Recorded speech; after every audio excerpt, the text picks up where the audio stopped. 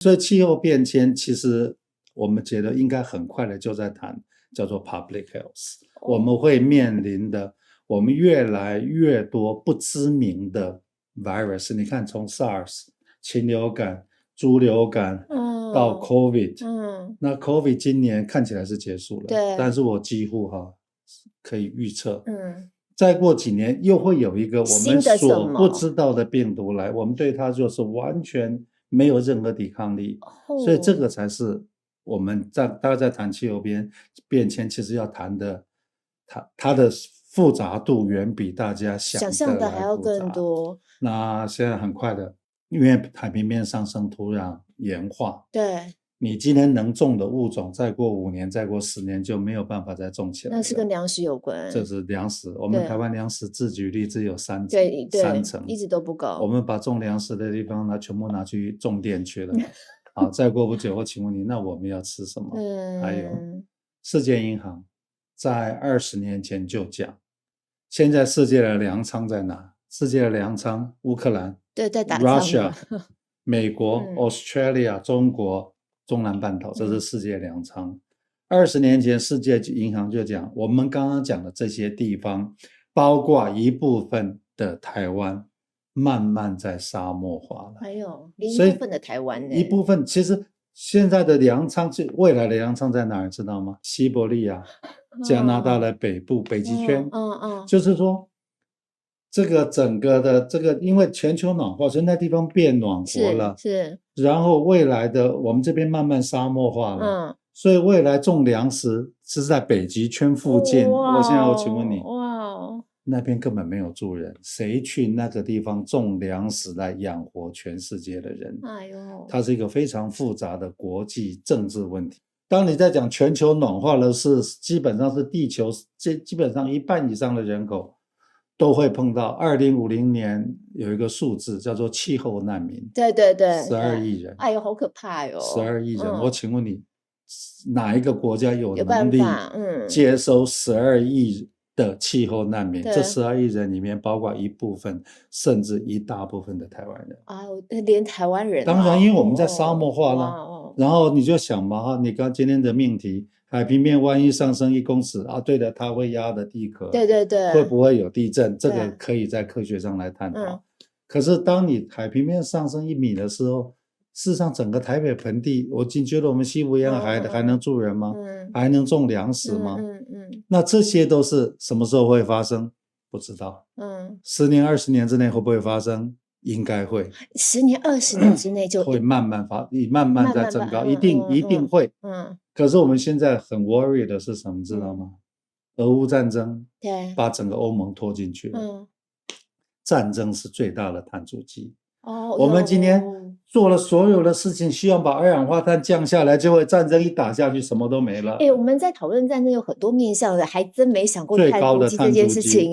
但是整个国际在谈节能减碳，最主要的 driving force 是欧盟。就欧盟因为俄乌战争被拖进去了。好，以色列跟巴勒斯坦现在打到伊朗，打到伊拉克，打到叙利亚。是。那万一中东战争扩大，我请问你，我们50%的天然气，我们的油跟天然气都是从中东过来。你们都太年轻了，你们没有碰到70年代以阿战争。那时候石油危机，台湾的产业倒一片。那你今天我们先不谈碳，今天政府的能源政策让我们未来2025年，我们天然气仰赖度到50%，我们燃煤到30%，这个东西叫 fossil fuel。我们的 fossil fuel 仰赖度到80%。我告诉你，这是国安问题。对啊，真的。你就觉得以色列打仗跟我们有关系吗？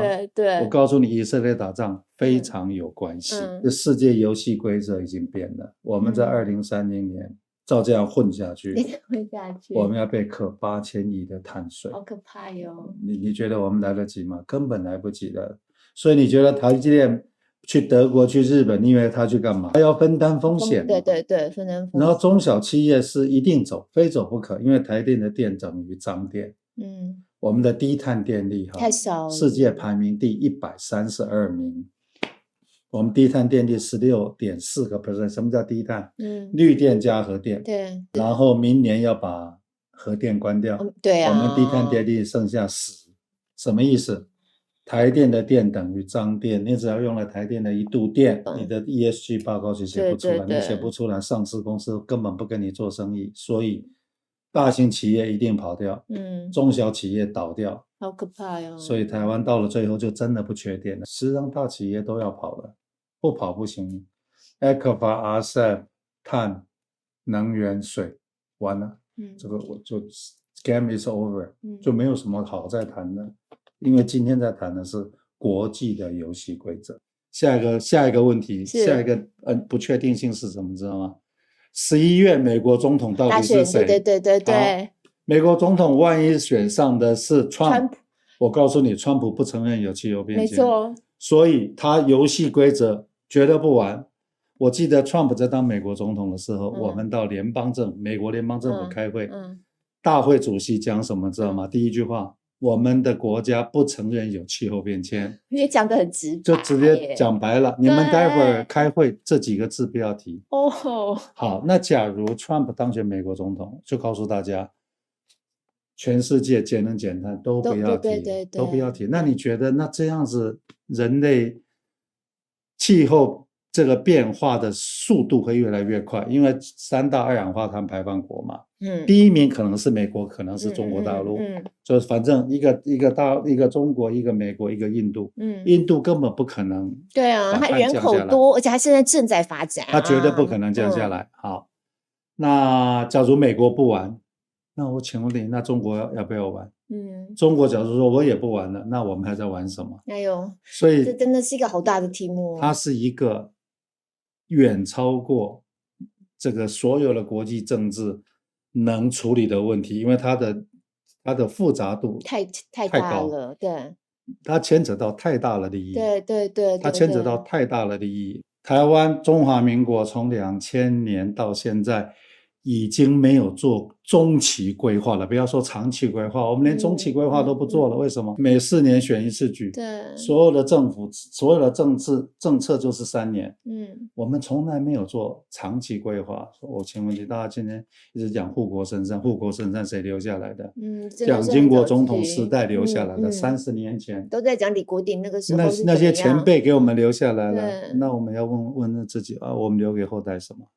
我们留给后代是个烂摊子，没水没电，这个负债一堆，所有东西都是特别预算，所以我一直讲6座冰山，今天不谈那些了。我们要给你开一个系列，不谈讲每一个都好深哦。我请问你，全台湾的公务员只有这些事情，只有我看懂了吗？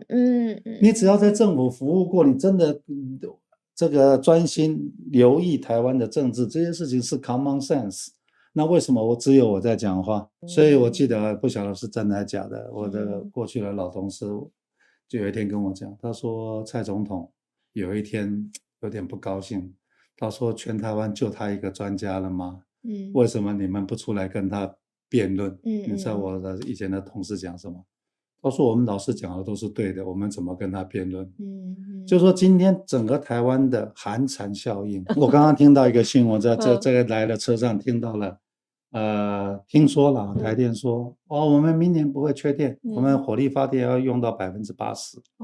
一直在讲什么意思？你知道吗？火力发电用到80%，碳足迹又非常高，我们中部的 PM2.5，那你觉得当你讲这句话，你都不会觉得有什么地方不对吗？你都不会觉得有点丢脸吗？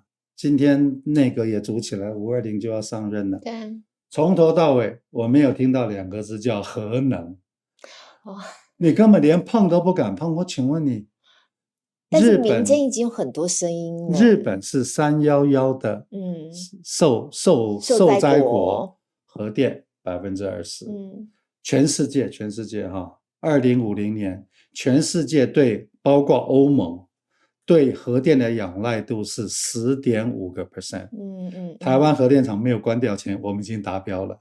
反核有符合谁的利益吗？都没有。那为什么你明明就是没电，然后我就要把一个稳定低碳便宜的电把它给干掉。你知道他们有多狠吗？今天讲说核三要延役，核三的2号机今年1号机还2号机今年要停役，明年1号机就整个停掉了。停掉，对，因为明年一停掉以后，好，我请问你，他们决定他们事实上，假如核三要延役，5年前就要把所有的记录都留下来。结果他们在去年报告就不写了。那时候总统大选2024谁当选都还不知道，他就把犯人推出午门斩了。你要把核1、核2、核3再让他延役，我告诉你5年。没有5年根本来不及。那我请问你在这5年之内我们电怎么办？你要讲电就必须要讲到碳，因为它完全是连在一起的，是连在一起的，因为这就是世界的游戏规则。那这些话我请问你常任文官不讲吗？他不敢讲，教授不敢讲，什么人都不敢讲。所以我们今天的民主氛围把台湾居然逼到一个死胡同。好，今天再次感谢部长了。今天跟您谈，这简直时间是太不够了。下次有机会再邀请您来。新闻幕后聊新闻，听那些看不到的故事。现在各大平台都可以听到我们的节目。喜欢我们用这样的方式聊新闻，欢迎订阅，并且在 Apple Podcast 或 Spotify 给我们5星评价。如果有任何想要回馈给我们的想法，都可以点许愿池连结留言给我们。同时也邀请大家追踪 T Radio 脸书粉专，在这里除了有新闻幕后之外，也有其他的好内容推荐给大家。感谢您的时间，我们就下周4再见。感谢部长，好，谢谢。